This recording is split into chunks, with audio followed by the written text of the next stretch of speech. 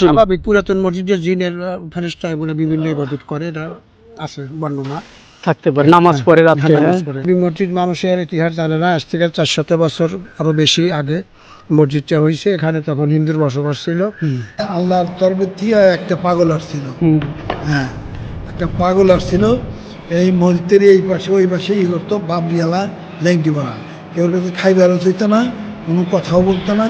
2 দিন থাকে, দিনে বেলা 11টার সময় নদীর মধ্যে হাইটে গেল।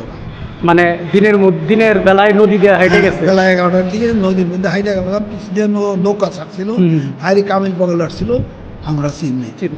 বাংলাদেশের টাঙ্গাইল জেলার নাগরপুর উপজেলার তেবাড়িয়া গ্রামে রয়েছে এমন একটি জায়গা যাকে ঘিরে বছরের পর বছর ধরে ছড়িয়ে আছে নানা রহস্য। স্থানীয় মানুষ একে বলেন গায়বী মসজিদ ঘর। কিন্তু এটি কি সত্যি অলৌকিক নাকি বহু বছরের একটি লোককথা? আজ আমরা জানার চেষ্টা করব সেই অজানা গল্প। চারপাশে শান্ত গ্রাম, সবুজ প্রকৃতি আর সাধারণ মানুষের জীবন।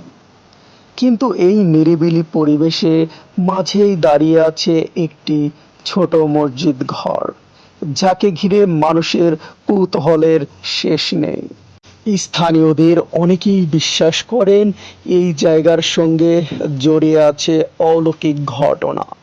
কেউ বলেন গভীর রাতে অদ্ভুত শব্দ শোনা যায়, কেউ বলেন এখানে এসে মানসিক শান্তি পাওয়া যায়। ভালো আছেন? হ্যাঁ, আল্লাহ রাখছে ভালো। ওয়ালাইকুম আসসালাম ওয়া রাহমাতুল্লাহ। আপনার পিছনে যে মসজিদটা দেখতে পাচ্ছি, এটা নাকি অনেকেই আমরা লোকের কাছে জানতে পারলাম এটাকে গায়বী মসজিদ বলে। এটা গায়বী মসজিদ, মানুষের ইতিহাস জানে না, আজ থেকে 400 বছর আরো বেশি আগে মসজিদটা হয়েছে। এখানে তখন হিন্দুর বসবাস ছিল, এখানে নদী ছিল, যমুনা নদী আসছিল।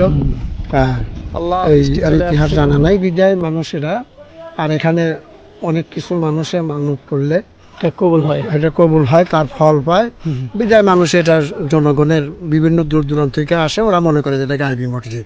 আর আপনার অনেকেই বলে যে এই মসজিদ, আপনার বাসা কি আশেপাশে? এই যে বাসা। ও আপনার বাড়িতে তাহলে এই মসজিদের সাথে। অনেকেই বলে যে এই মসজিদে নাকি জিন টিন দেখালে সন্ধ্যার পরে। ওটা গোপন জিনিস, এগুলা না বলাই ভালো, এগুলা বললে ই হয়ে যায়। ও গোপন জিনিস এগুলো। গোপন জিনিস মানে একদম ফ্লাশ হয়ে যায়। হ্যাঁ, হ্যাঁ, হ্যাঁ, মানে আমরা বাইরে থেকে জানতে পারি আর কি, মানে মানুষের মুখে এটা শুনি। স্বাভাবিক পুরাতন মসজিদের জিনের ফেরেশতা এগুলো বিভিন্ন ইবাদত করে, এটা আছে বর্ণনা। থাকতে পারে, নামাজ পড়ে রাত্রে। নামাজ পড়ে, এটা আছে, এগুলো বলা ঠিক না। বলা ঠিক না, হ্যাঁ, মানে এগুলো একটা গোপন। হ্যাঁ, গোপন জিনিস। বুঝতে পারছি। তাহলে তো মানে এইখানে আপনি কত বছর ধরে বাড়ি করে আছেন? আমি আসতো 8 বছর চলে। ও 8 বছর ধরে এখানে আসছেন না? মসজিদের ভিতরে অলরেডি আমি এসেছি। এইখানে যদি কোনো মজ্জেম থাকে তাহলে কিন্তু অবশ্যই আমি এই মসজিদ সম্পর্কে জানার চেষ্টা করব। আমার পিছনেই দেখতে পাচ্ছেন সেই মসজিদটি, এটা হচ্ছে গায়বী মসজিদ। এই মসজিদ যে কত বছর ধরে এখানে আছে কেউ বলতে পারবে না, যুগ যুগ ধরে এখানে এই মসজিদটি রয়ে গেছে। প্রিয় দর্শক, দেখতে পাচ্ছেন এটাই সেই মসজিদ ঘর। এটা হচ্ছে বহু বছর ধরে রয়ে গেছে, দেখতে পাচ্ছেন। এটা হলো মসজিদ ঘরের যে বাইরের অংশ, এটা হলো ভিতরে, দেখতে পাচ্ছেন। এখানে অনেক লোকজন আছে ভিতরে। প্রিয় দর্শক, মসজিদের ভিতরে চলে আসছে অলরেডি, দেখতে পাচ্ছেন। এটা হচ্ছে সেই গায়বী মসজিদের ভিতরের অংশ, দেখতে পাচ্ছেন। আসসালামু আলাইকুম, ভালো আছেন? এই মসজিদে কি আপনি দেখাশোনা করেন? এই মসজিদ এটা কত বছর হয়েছে এখানে আছে আপনার জানা মতে? আমার শোনা কথা, কোনো তারিখ দেওয়া নাই। জি। হ্যাঁ, মোগল সম্রাটের আমলে মসজিদ করা হয়েছে।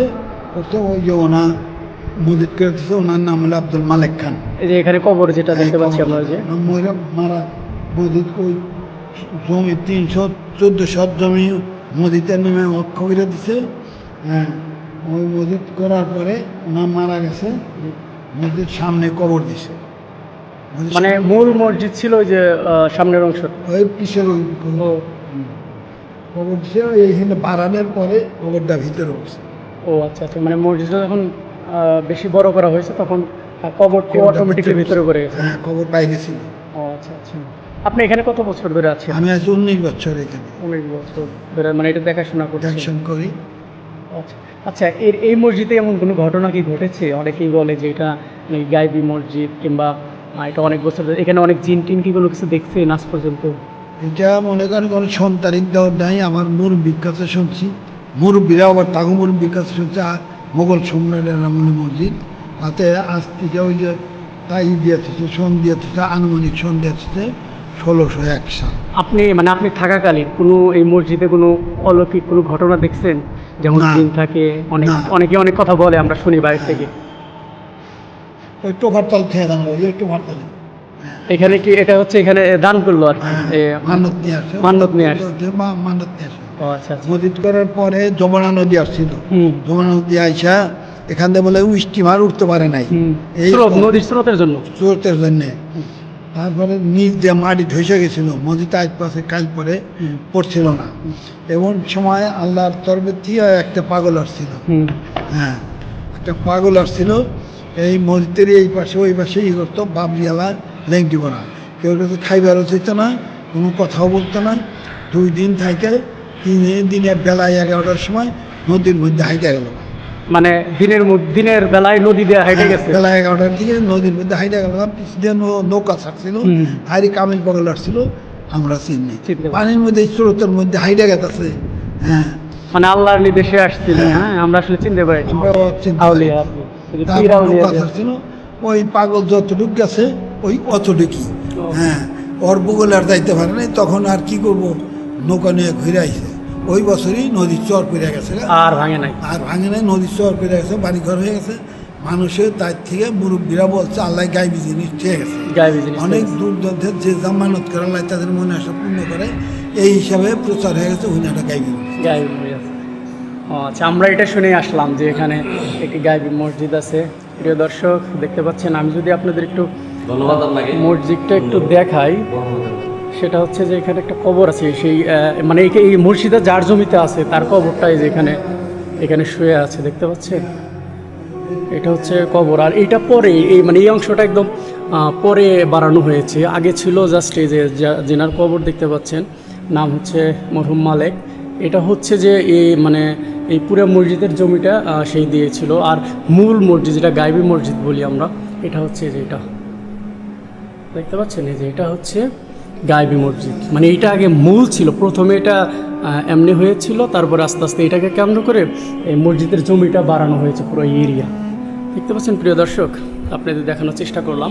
এটাই হচ্ছে সেই টাঙ্গাইল জেলার নাগরপুর উপজেলার ভাররা তেবারিয়া অঞ্চলে গায়েবী মসজিদ।